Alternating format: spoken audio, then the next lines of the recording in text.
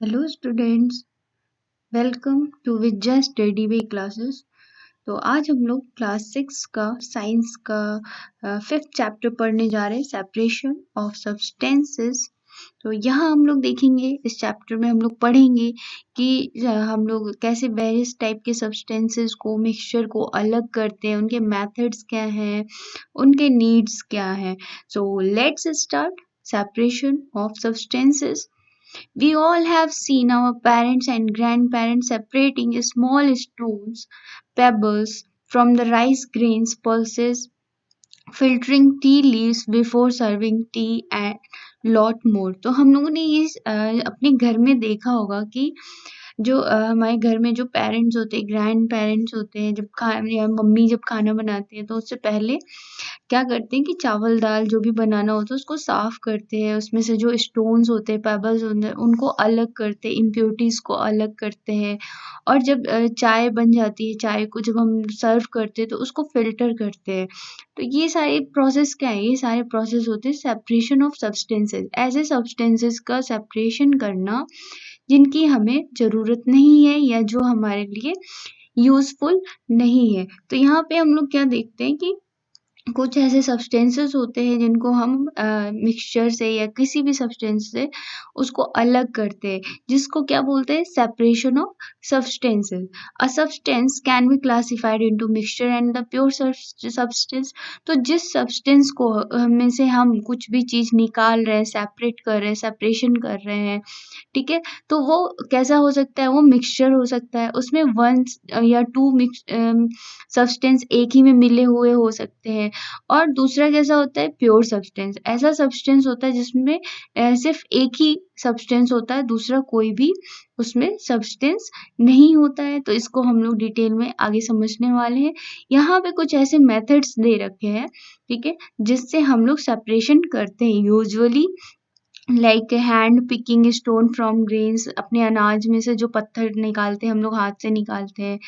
Threshing हो गया, ठीक है? विनोविंग हो गया, पोरिंग बाय सीव हो गया, पेबल्स डाउन हो गया, बाय सीविंग हो गया। तो ये सारी चीज़ें जो है वो सेपरेशन ऑफ सब्सटेंसेस में आते हैं। और हाँ, ये वन बाय वन हम लोग चैप्टर में ये सारी चीज़ों का डिस्कशन करने वाले हैं, सारे मेथड्स पढ़ने वाले हैं। नाउ नेक्स्ट, तो जैसा कि हम लोगों ने समझा कि अभी जो हमारे पास सब्सटेंस होते हैं वो मिक्सचर भी हो सकता है, प्योर सब्सटेंस भी हो सकता है। तो सबसे पहले देखते हैं कि मिक्सचर्स एक्चुअली होते क्या हैं। Substances which contain more than one component mixed in any ratio are called mixtures. तो ऐसे substances जिसमें एक या से ज़्यादा components मिले होते हैं और वो किसी भी रेशियो में हो सकते हैं। उनका जो रेशियो होता है वो कोई भी हो सकता है, ठीक है? एक कंपोनेंट ज़्यादा हो सकता है, एक कंपोनेंट कम हो सकता है। तो ऐसे सब्सटेंस को बोलते हैं मिक्सचर्स, जिसके एग्ज़ाम्पल है हमारा गैस हो गया, एयर हो गया। एयर में कैसा है कि बहुत सारे गैसेस प्रेज़ेंट होते हैं, like nitrogen, oxygen, carbon dioxide, dust particles. और ये कलेक्टिवली क्या बनाते हैं? एक मिक्सचर बनाते हैं, एयर का एक मिक्सचर बनाते हैं। और जो मिक्सचर होते हैं वो 2 टाइप्स के हो सकते हैं। होमोजेनस हो सकते हैं, हेटेरोजेनस हो सकता है। अब हम देखेंगे कि होमोजेनस क्या होते हैं और हेटेरोजेनस क्या होते हैं। तो होम हेटेरोजेनस मिक्सचर जो होता है वो उसमें ऐसा मिक्सचर होता है कि जिसमें जो 2 कंपोनेंट मिले हुए होते हैं वो पूरी तरीके से आपस में मिक्स नहीं होते हैं। लाइक यहाँ पे आप एग्ज़ाम्पल से देख सकते हैं, सैंड प्लस वाटर। सैंड और वाटर को मिला दें तो क्या हमको एक सॉल्यूशन मिलता है? नहीं मिलेगा, क्योंकि सैंड जो होता है वो पानी में घुलता नहीं है। और इस तरीके से ग्लास में हमको सैंड अलग दिखती है और वाटर अलग दिखता है, जिसको बोलते हैं heterogeneous mixture. The mixture in which particles of the substances present can be seen easily are called heterogeneous mixtures, like water in oil, dust in air. तो सैंड एंड वाटर का एक एग्जांपल हो गया। दूसरा एग्जांपल होता है water in oil, जिसमें oil और वाटर जो होते हैं वो कभी भी आपस में मिक्स नहीं होते और हम उनको अलग-अलग क्लियरली देख सकते हैं। नेक्स्ट जो मिक्सचर होता है हमारा होमोजेनस मिक्सचर होता है। तो होमोजेनस मिक्सचर में दोनों ही कंपोनेंट्स लाइक यहाँ पे 2 कंपोनेंट्स कौन से हैं हमारे पास, शुगर है और वाटर है। दोनों ही कंपोनेंट्स आपस में घुल के एक सॉल्यूशन बनाते हैं, एक मिक्सचर बनाते हैं जिसको बोलते हैं homogeneous mixture. The mixture in which the particles of the substances present can not be seen are called homogeneous mixtures. इसका एग्जांपल है solution of sugar, water, air, cold drink etcetera. तो यहाँ पे हम लोगों ने mixture and types of mixture के बारे में समझा। नाउ नेक्स्ट, अब हम समझेंगे सब्सटेंसेस के बारे में कि कैसे जो सब्सटेंसेस जो होते हैं हमारे आसपास, जो किस टाइप के सब्सटेंसेस होते हैं। तो यहाँ पे 2 टाइप्स के सब्सटेंसेस दिया है, pure substances and impure substances, जिनको हम अपने आसपास एटमॉस्फेयर में देख सकते हैं। So many substances around us contain only one type of constituent particles. Elements and compounds are pure substances. Some of the pure substances are iron, copper, water, salt, etc. तो pure substances जो होते हैं, जो हमारे आसपास present होते हैं, वहाँ पे सिर्फ एक ही कंस्टिट्यूएंट पार्टिकल होता है। ठीक है, उनके जो एनिमल्स और जो कंपाउंड्स होते हैं, जो एनिमल्स एलिमेंट्स एंड जो कंपाउंड्स होते हैं वो कैसे होते हैं, वो प्योर सब्सटेंसेस होते हैं। और ये एलिमेंट्स और ये कंपाउंड्स हो सकते हैं हमारे आयरन हो सकता है, कॉपर हो सकता है, water, salt etcetera.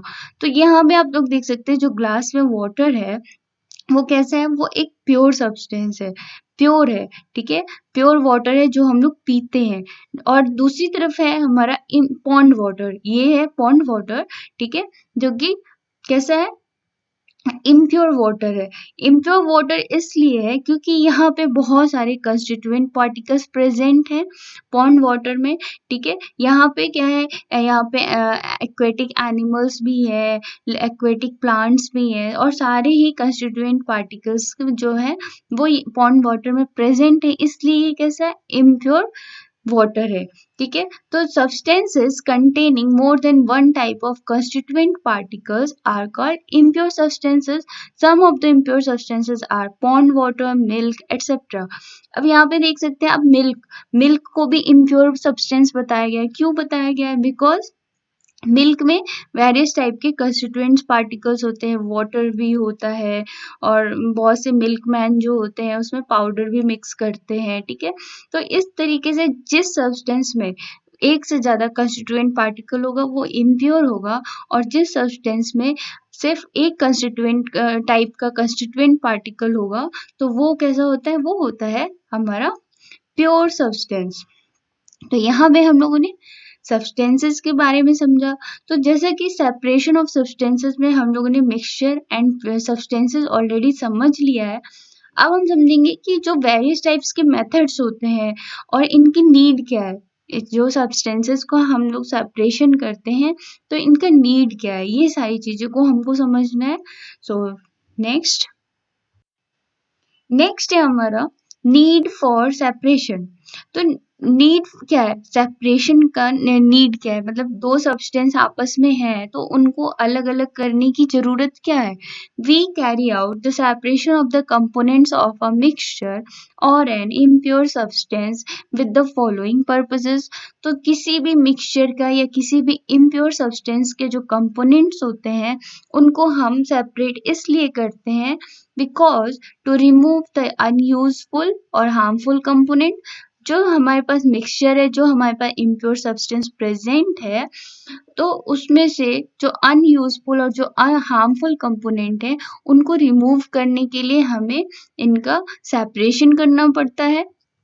To obtain the useful component like milk हो गया, मिल्क को जब हम वार्म करते हैं, जो कच्चा दूध होता है उसको गर्म करने से पहले हम उसको छानते हैं इसलिए कि उसकी जो इम्प्योरिटीज होगी वो अलग हो जाएगी और हमको प्योर मिल्क मिल जाएगा, क्लीन मिल्क मिल जाएगा। तो यहाँ पे हम लोगों को जरूरत क्या हुई सेपरेशन की, सेपरेशन करने की ज़रूरत इसलिए हुई कि जो इम्प्योरिटीज़ है उसको हम लोगों ने मिल्क से अलग किया, तो मिल्क जो था हमारा यूज़फुल कंपोनेंट था जो कि हम यूज़ कर लेंगे, और जो हार्मफुल कंपोनेंट था वो थी इम्प्योरिटीज़ जो मिल्क में प्रेज़ेंट थी।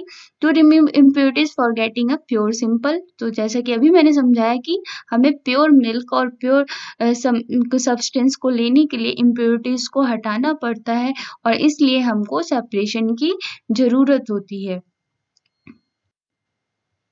अब हम देखेंगे कि सेपरेशन का प्रिंसिपल क्या है, ठीक है? किसी भी मिक्सचर या किसी भी सब्सटेंस इम्प्योर सब्सटेंस को अलग करने का सिद्धांत क्या है?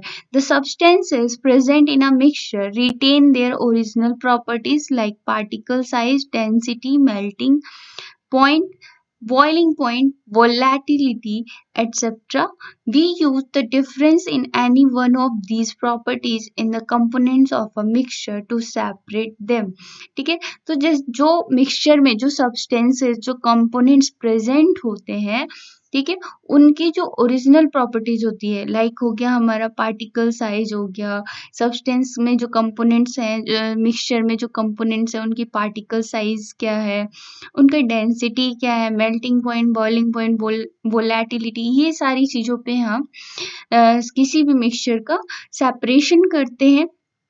We use the difference in any one of these properties in the components of a mixture to separate them. तो जैसे कि मैंने बताया कि किसी भी सब्सटेंस को, किसी भी मिक्सचर को सेपरेट करने का एक प्रिंसिपल होता है कि उसको कैसे करना है। तो हम लोग यहाँ पे क्या करते हैं कि जो मिक्सचर की जो सब्सटेंसेस के कंपोनेंट्स की जो फिजिकल प्रॉपर्टीज होती हैं, ठीक है, उनको हम लोग क्या करते हैं कि यूज करते हैं उन सेपरेशन में, सेपरेशन ऑफ सब्सटेंसेस में और मिक्सचर्स में।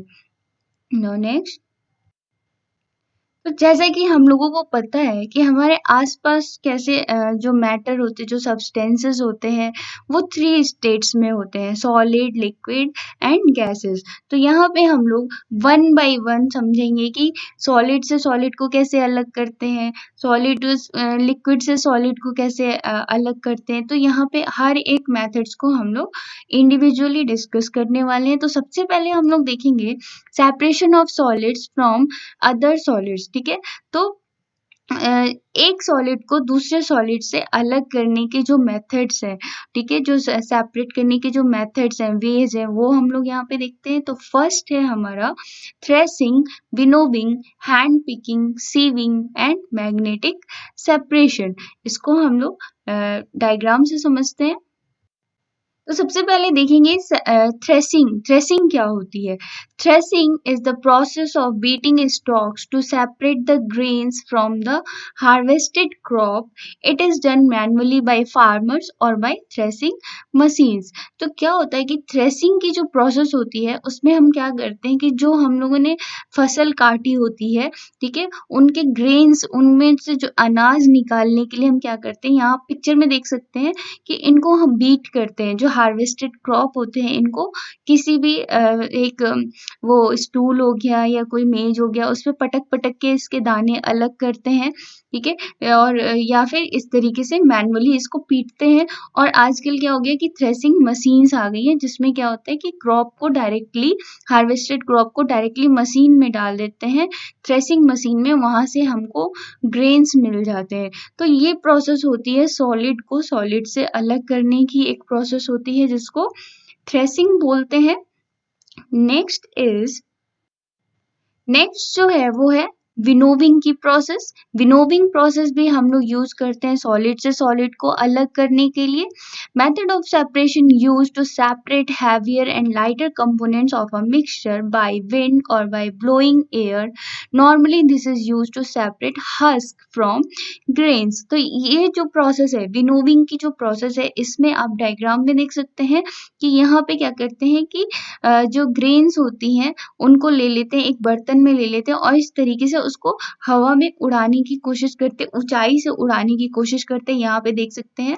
तो इससे क्या होता है कि जो ग्रेन के जो हस्क होते हैं, जो छिलके होते हैं, वो यहाँ पे उड़ रहे हैं, ठीक है, हवा की वजह से उड़ रहे हैं। उड़ने की वजह से क्या होता है कि हमको साफ जो ग्रेन्स होते हैं वो हमारे यहाँ पे आ जाते हैं, टब में आ जाते हैं और एयर में इसके छिलके उड़ जाते हैं और इस तरीके से हम लोगों ने क्या किया कि ग्रेन से हस्क को अलग कर दिया, जो कि एक टाइप का सेपरेशन है solid from solid. Now next जो प्रोसेस है वो होती है हैंड पिकिंग। हैंड पिकिंग की प्रोसेस को भी हम लोग यूज करते हैं सॉलिड से सॉलिड को हटाने के लिए, रिमूव करने के लिए। Hand picking is a method of separation use to separated large size impurities like pieces of dirt, stone and husk from wheat, rice और पल्सेस। तो हैंड पिकिंग की जो प्रोसेस है वो बहुत ही कॉमन प्रोसेस है। ये लोग, हाँ, ये जो प्रोसेस है ये हम लोग अपने घर में भी करते हैं।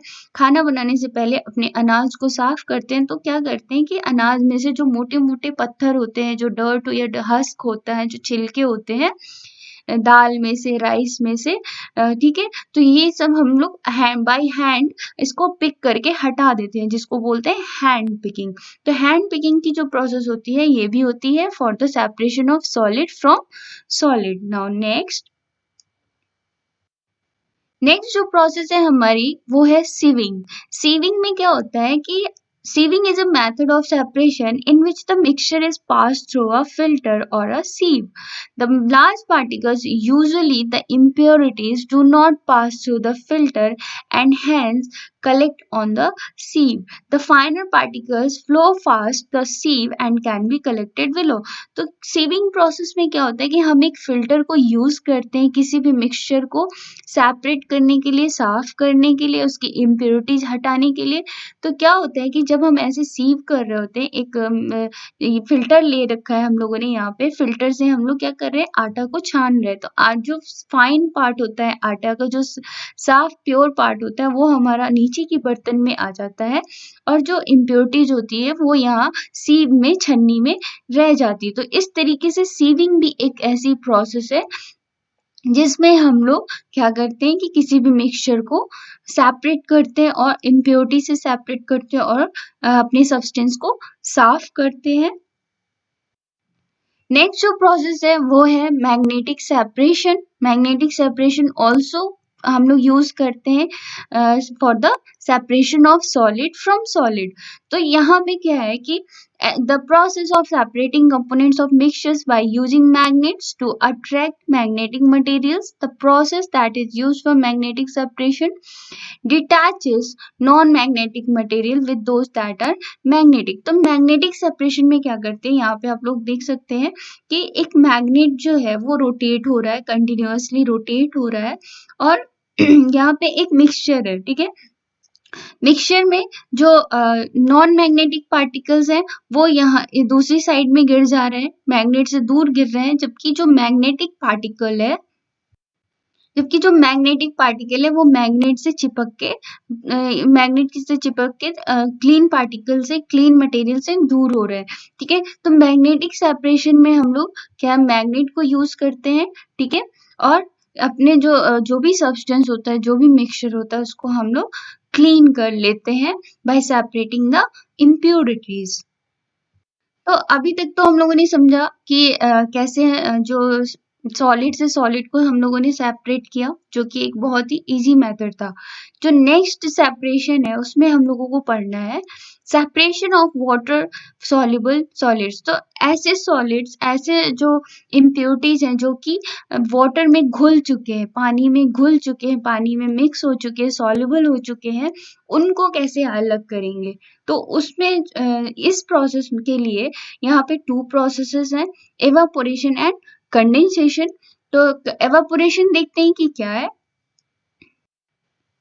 Evaporation, this process in which a liquid changes into a gas is called evaporation। तो evaporation में क्या होता है कि जो लिक्विड होता है जब हम उसको गर्म करते हैं, ठीक है, जो लिक्विड को हमको प्योर करना होता है, जब हम उसको हीट करते हैं तो वो क्या होता है, वो गैस में चेंज हो जाता है। In this method the mixture is heated, mixture को हम लोग हीट करते हैं। The liquid part of the mixture evaporates, और जो लिक्विड पार्ट होता है वो एवापोरेट हो जाता है, भाप बन के उड़ जाता है, leaving the solid part behind, और जो सॉलिड पार्ट होता है वो हमारे पास रह जाता है। For example a mixture of common salt and water can be separated by evaporation. ठीक है, तो मान लेते हैं कि हमारे पास एक सॉल्ट है, कॉमन सॉल्ट है, और उसमें वाटर ऐड है। तो अब हमें कॉमन सॉल्ट को अलग करना है उससे, तो हम कैसे करेंगे? तो हम क्या करेंगे, कॉमन सॉल्ट को हीट करेंगे, हीट कर लेंगे या फिर धूप में सुखाएंगे, तो जो उसका जो पानी होगा वो एवापोरेट हो जाएगा, उड़ जाएगा, और इस तरीके से हमको कॉमन सॉल्ट मिल जाएगा, जो सॉलिड पार्ट होगा हमको मिल जाएगा। In fact evaporating sea water is one of the oldest ways of obtaining salt। जो सी वाटर का जो evaporation होता है वहाँ पे भी पहले के जो लोग थे वो यूज करते थे evaporating sea water, बिकॉज जब हमारा जो सी वाटर था evaporate हो जाता था तो हमको क्या मिलते थे? नमक मिलता था। इसको भी हम लोग डायग्राम से समझते हैं। तो यहाँ पे देख सकते हैं कि ये है हमारा sea water has salt dissolve in it. जैसा कि हमें पता है कि समुद्र के पानी में क्या होता है? नमक होता है, नमक मिला होता है। To obtain salt sea water is collected in shadow pits and allowed to stand. ठीक है, तो क्या करते हैं कि जो सी वाटर होता है उसको हम लोग एक शैलो पिट्स में, एक पतली नली टाइप का जो बनाते हैं, वहां पे उसको इकट्ठा करते हैं और वहां पे उसको कुछ दिनों के लिए रोक के रखते हैं।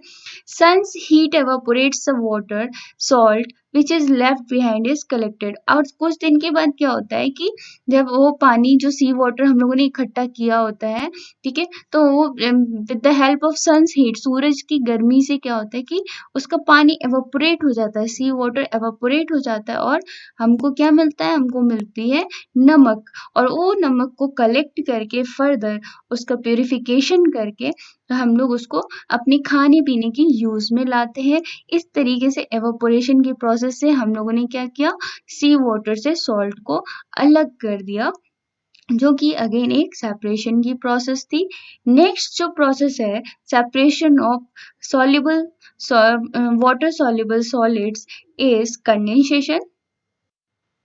अब देखते हैं कि कंडेंसेशन में क्या होता है। The process in which gas changes into liquid is called condensation. तो कंडेंसेशन का एक बहुत ही कॉमन एग्जांपल है कि जब हमारा इन्वायरमेंट बहुत ही ज़्यादा गर्म होता है, गर्मी होती है, ठीक है, तो जो वाटर जो हमारे अर्थ पे प्रेजेंट होता है, जो वाटर बॉडीज प्रेजेंट होते हैं, वो क्या करते हैं? वो भाप बन के ऊपर जाते हैं, आसमान में जाते हैं, और आसमान में जाके क्या बनाते हैं? क्लाउड बनाते हैं, जो कि यहाँ आप लोग देख रहे होंगे। भाप बनता है, गर्म जब बहुत ज़्यादा हीट होती है भाप बनती है, वे ठीक है, ये वेपर्स जो होते हैं ये क्या बनाते हैं? क्लाउड बनाते हैं। एंड आफ्टर जब क्लाउड बनने के बाद क्या होता है कि फिर बारिश होती है।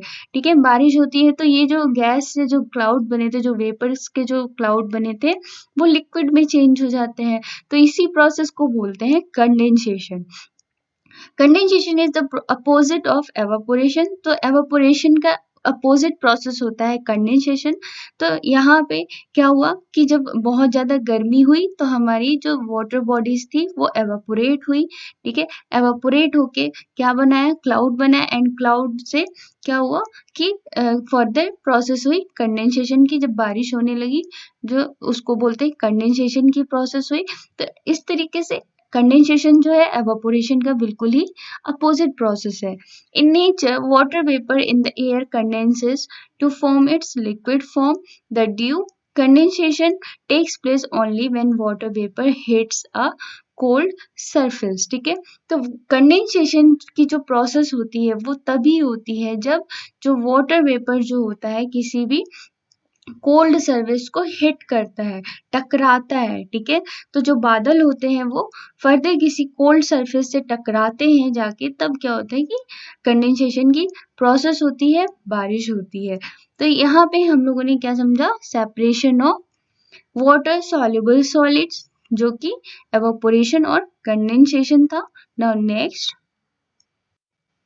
अब हम देखेंगे कि separation of insoluble solids from liquids कैसे होता है।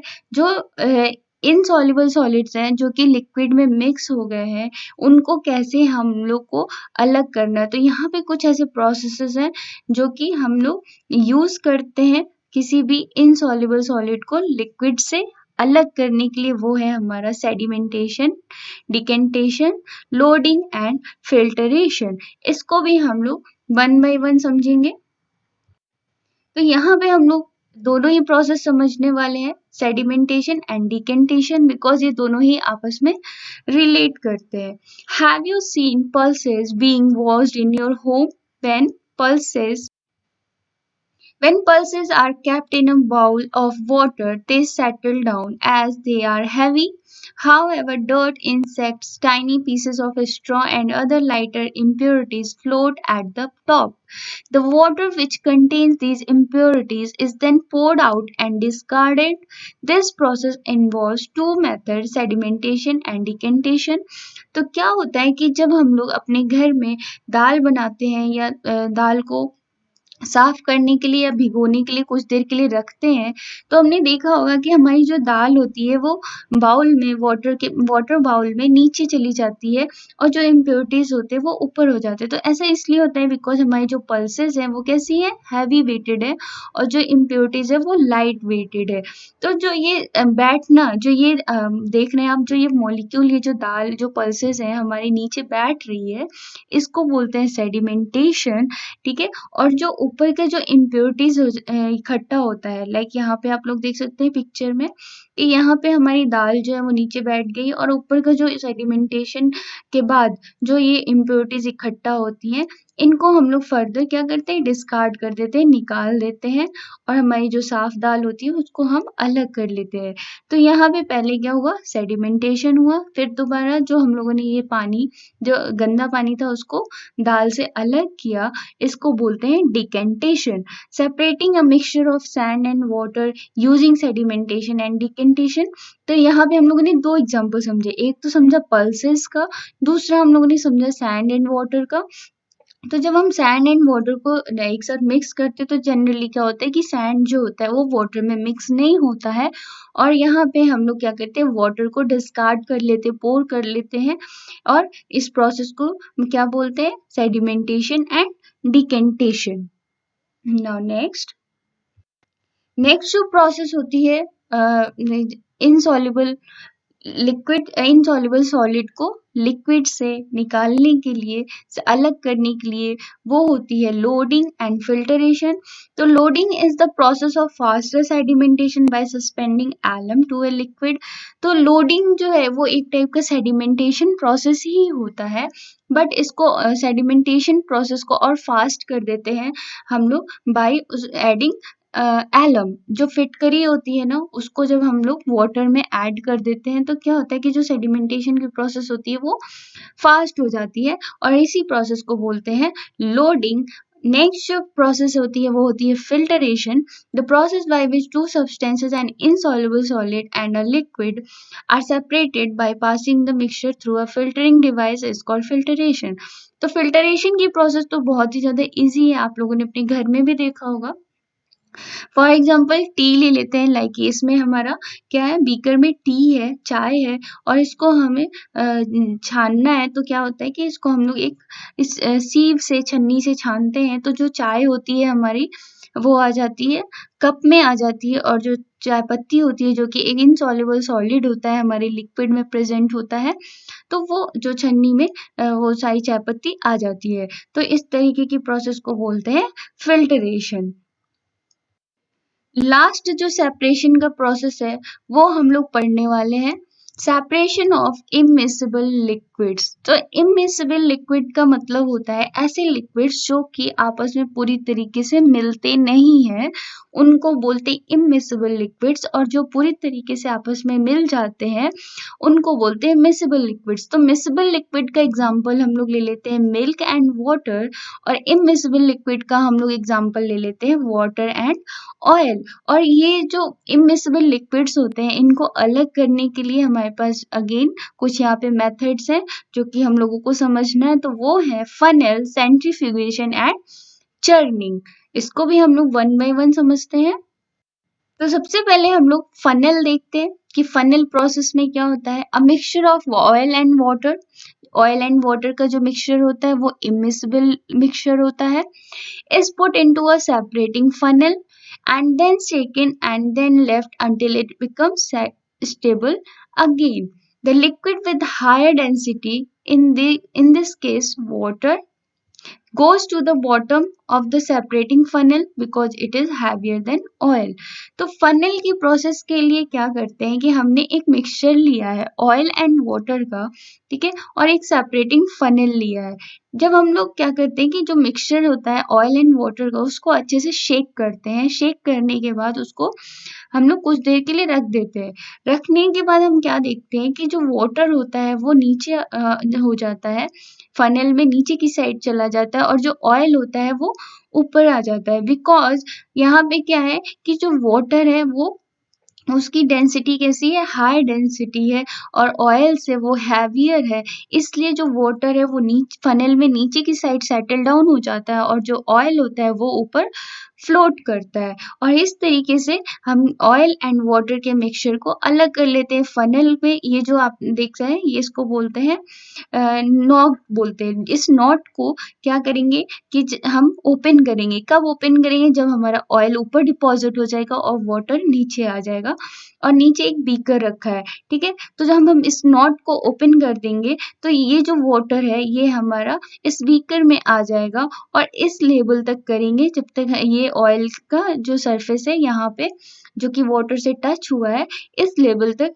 इसको हम लोग फ़िल्टर करेंगे। इस तरीके से ऑयल एंड वाटर दोनों ही सेपरेट हो जाएँगे, वाटर नीचे के फ्लास्क में आ जाएगा और ऑयल हमारा सेपरेटिंग फनल में रह जाएगा, जो कि एक मेथड है, फनल का मेथड है for the separation of immiscible liquids. Now next, second जो मेथड है सेपरेशन ऑफ इमिसिबल लिक्विड का वो है चर्निंग और सेंट्रीफ्यूगेशन। चर्निंग को ही सेंट्रीफ्यूगेशन बोलते हैं और सेंट्रीफ्यूगेशन को ही चर्निंग बोलते हैं। अगर इन दोनों में से कोई एक टर्म आपको एग्जाम में आता तो आप कंफ्यूज मत होना, दोनों की एक ही प्रोसेस होती है। देखते हैं इस प्रोसेस में क्या होता है। It is the process of separation of the lighter particles of a suspended solid from a liquid, for example to obtain butter from the curd or milk। तो सेंट्रीफ्यूगेशन और चर्निंग की प्रोसेस में क्या होता है कि जो सस्पेंडेड जो सॉलिड पार्टिकल जो कि लिक्विड में प्रेजेंट होते हैं उनको हम लोग क्या करते हैं कि उनको अलग करते हैं। तो अलग करने की प्रोसेस क्या होती है कि फॉर एग्जांपल हमारा जो लिक्विड है वो कैसा है, यहाँ पे वो है हमारा कर्ड है और मिल्क है और इससे हमको क्या निकालना है, बटर को निकालना है। तो क्या करते हैं कि जनरली घरों में भी देखा होगा आपने कि इसको जो कर्ड और जो मिल्क होता है इसको फेंटते रहते हैं, बहुत टाइम तक हाथों से इसको फेंटते रहते हैं, चर्न करते रहते हैं और आफ्टर सम टाइम क्या होता है उसमें से जो बटर और जो घी होता है वो बाहर आने लगता है, अलग होने लगता है मिल्क से और कर्ड से और इसी प्रोसेस को बोलते हैं चर्निंग और सेंट्रीफ्यूगेशन। तो इतना था हमारा सेपरेशन ऑफ सब्सटेंसेस के बारे में, जो कि पूरा चैप्टर हम लोगों ने यहाँ पे डिस्कशन किया और one by one method wise discussion किया। If you are new, subscribe my channel. Also do like, share and comment. Thanks for watching.